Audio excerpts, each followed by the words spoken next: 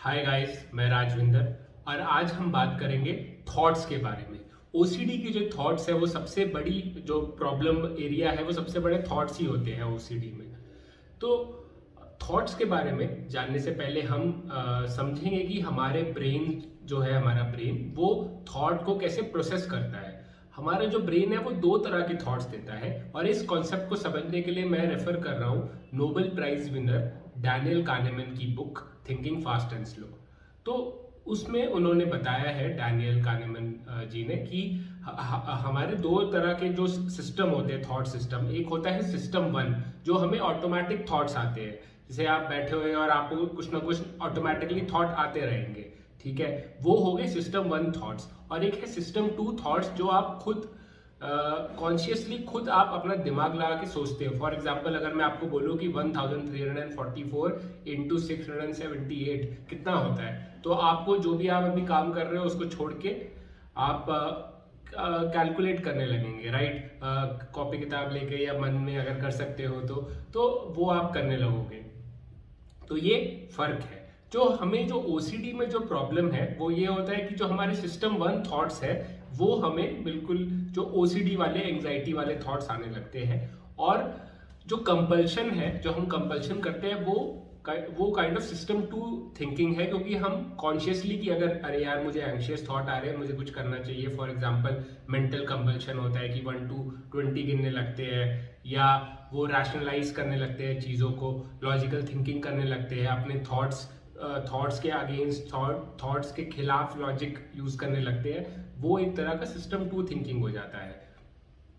तो ये आप समझे कि दो तरह की जो थिंकिंग इशू है, और दोनों ही जो सिस्टम वन और सिस्टम टू ओसीडी में हमारा थोड़ा गलत काम करने लगते हैं, मतलब थोड़ा मैल फंक्शन हो जाता है दोनों में ही। तो इसको ठीक करने के लिए, इन दोनों सिस्टम्स को ठीक करने के लिए पहले आप ये एक और जो कॉन्सेप्ट है जो सीबीटी में भी यूज होता है और आर्ट थेरेपी में भी यूज होता है, जो है थॉट एक्शन फ्यूजन का। थॉट एक्शन फ्यूजन मतलब थॉट मतलब विचार, एक्शन मतलब कि आप जो बिहेवियर कर रहे हो, ठीक है, उसका फ्यूजन होना, उसका मिल जाना।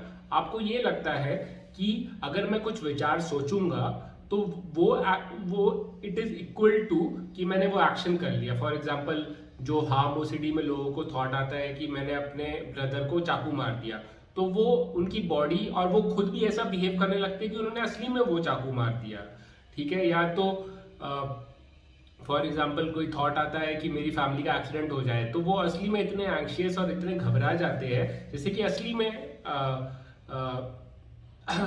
एक्सीडेंट हो गया। या उनको लगता है कि मुझे थॉट आया तो मतलब होगा, ठीक है, अगर मैंने सोच लिया इसका मतलब होगा। या मैं फील कर रहा हूँ, अगर मैं कुछ बुरा फील कर रहा हूँ मतलब कुछ मेरे साथ बुरा होने वाला है। तो जो थॉट और एक्शन है, मतलब कि मुझे ये विचार आया मतलब असली में वो होगा, वो ये मानने लगते हैं।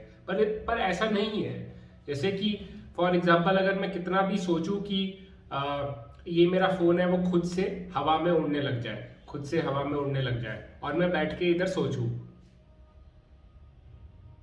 मन में मैं सोच रहा हूँ कि ये खुद से हवा में उड़ने लग जाए, पर ये हवा में उड़ रहा है, ये इधर ही है ना, फोन तो स्टेबल है एक जगह पे। या मैं सोचूं कि ये जो प्लांट है वो खुद से शिफ्ट हो जाए, ठीक है, वो नहीं होगा। वो चाहे मैं कितना भी सोचूं, मुझे एक्ट करना पड़ेगा, मुझे धक्का देना पड़ेगा उसे। तो जो थॉट है और एक्शन है वो सेम नहीं है। अगर आपको कुछ विचार आता है किसी के बारे में, ठीक है, तो जैसे ये विचार आया कि आई एम अ लूजर, मैं बहुत ही खराब आदमी हूँ, उसका मतलब आप खराब आदमी नहीं बन गए, वो बस एक विचार आ रहा है। उस विचार वो बस एक ओपिनियन है जो हमारे ब्रेन का, ठीक है। अगर एक चीज आप ये समझ लीजिए कि जो थॉट है, जो फीलिंग्स है, ठीक है, वो it is just an advice from our brain, it is just a suggestion. वो आपके ऊपर डिपेंड करता है कि उस सजेशन को आपको एक्सेप्ट करना है कि नहीं करना है।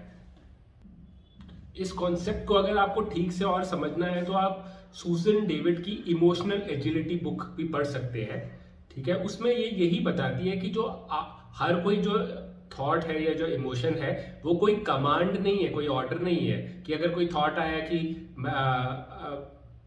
फॉर एग्जाम्पल कई लोगों को ये ओसीडी हो जाता है कि वो ऊंची बिल्डिंग पे जाते हैं तो उनको ये थॉट आने लग जाता है कि मैं अगर कूद गया तो मुझे कूदने का मन कर रहा है, तो पर वो थॉट आया कि मैं मुझे कूदने का मन कर रहा है, तो इसका मतलब ये नहीं है कि वो कूदेंगे। उनका जो कूदना है वो उनके हाथ में है, they have it under control. ठीक है, तो थॉट और एक्शन सेम नहीं है, ये आप सबसे पहले समझ लीजिए। और एक और जो फंडा है वो समझ लीजिए कि you are not your thoughts. जैसे मैंने बोला कि आपको थॉट आया आई एम अ लूजर, मैं अच्छा नहीं हूं, मेरे से कुछ नहीं होता, आई एम अ फेलियर, ये सोचना, ठीक है, इस सिर्फ सोचने से आप वो बन नहीं जाओगे। फॉर एग्जाम्पल जैसे आपका कोई हेटर जैसे बोलते हैं कि कई बोलेंगे कि ये किसी आपको बोलेंगे ये कि तू किसी काम का नहीं है। ठीक है, क्या उनके बोलने से आप किसी काम के नहीं रहे? क्या उनके बोलने से कि तेरा कुछ नहीं होगा जिंदगी में वो वैसा होता है? ऐसा नहीं होता है ना। हम लोग बोलते हैं ना कि वो अरे उसकी बात छोड़ दे, उसकी बात पे ध्यान मत दे, पर हम खुद के जो हमारे ब्रेन में जो थॉट्स आते रहते हैं उसको कितना इंपॉर्टेंस देते हैं, और उस इंपॉर्टेंस की वजह से ही वो इंट्रूसिव थॉट हो जाते हैं, वो हमारे दिमाग में चिपक जाते हैं और बार बार आते रहते हैं। तो अब ये समझिए कि जो थॉट्स है वो सिर्फ सजेशन है, एडवाइस है। आपका ब्रेन एक एडवाइजर की तरह काम कर रहा है, वो आपको एडवाइस दे रहा है कि अब मुझे लगता है कि आप लूजर हो, बट आप, ठीक है, आप एक्सेप्ट करो या ना करो वो आपके ऊपर है। फॉर एग्जाम्पल कई बार होते हैं कि किसी लड़ाई में आपको ये थॉट आ जाता है कि यार इतना मुझे गुस्सा आ रहा है, मैं इसको थप्पड़ मार दूं, बट ज्यादातर आप थप्पड़ नहीं मारते, वो थॉट आता है, आप उसको जाने देते हैं। ठीक है, बट ओसीडी में हम ऐसे थॉट्स, जो हमारे ओसीडी वाले थॉट्स होते हैं, ओसीडी थीम वाले थॉट्स, उनको बहुत इंपॉर्टेंस देते हैं। और अरे ये थॉट आया मतलब कि मैं ऐसा हूं क्या? फॉर एग्जाम्पल सेक्सुअल ओसीडी में आया है कि अगर कोई स्ट्रेट बंदे को आदमी को आता है कि मैं गे हूं क्या, मैंने उस लड़के की तरफ देखा, मैं गे हूं क्या, ये थॉट आते हैं कि हाँ मैंने ऐसा किया है, मैं गे हूं, तो वो अपने आप को मतलब गे मान लेते हैं, उसके बाद फिर उनका कंपल्शन शुरू हो जाता है। तो थॉट और सच्चाई, ठीक है, थॉट और एक्शन जो असल जिंदगी में, अपने दिमाग से आप बाहर निकलो। दिमाग की एक अलग जो एक वर्ल्ड बन जाता है ओसीडी में, जो थॉट्स के साथ भर जाता है। दिमाग का जो वर्ल्ड वो अलग है और असली रियल वर्ल्ड अलग है। आपको रियलिटी में आना चाहिए, और रियलिटी में आने के लिए आप meditation, mindfulness is one of the जरिया, वन ऑफ द तरीका। आप एक्ट थेरेपी और ईआरपी थेरेपी आप कीजिए, वो उसमें भी माइंडफुलनेस के चीज़ें सिखाई जाती है, तो उससे आपका ओसीडी बहुत बहुत ईजिली ठीक हो सकता है। अभी एक और चीज़ मैं बात करना चाहता हूँ कि लोगों को ये लगता है कि फॉर एग्जांपल कई जो थेरेपिस्ट है वो भी हमें बताते हैं कि अगर आपको कोई ओसीडी का थॉट आया तो आप अपने आप को बोलो कि ये मेरे ओसीडी का थॉट है, ये मेरा ओसीडी है, और उसको उस थॉट को जाने दो। ठीक है, बट ये टेक्निक भी ठीक है, इस टेक्निक से भी काम किया जा सकता है, but the thing is that क्या होता है कि जो हमारा जो ओसीडी ब्रेन है वो ना मतलब बहुत ऑब्सेसिव है, वो हर चीज को पकड़ लेता है।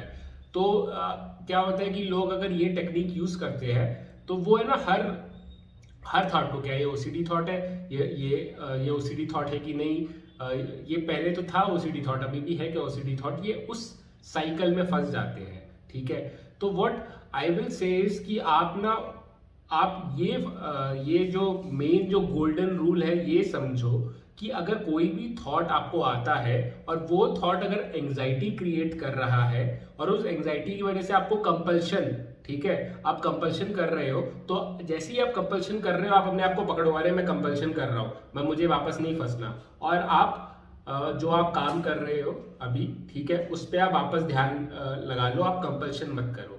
अगर आप इन सब चीज़ों पे मतलब फंस जाओगे लॉजिकल थिंकिंग में कि ये थॉट ओसीडी का है कि नहीं, ये सब इसका अगर आप एनालिसिस करने लग गए तो ये एक अलग साइकिल है, ये एक अलग ओसीडी का एक रास्ता खुल जाएगा।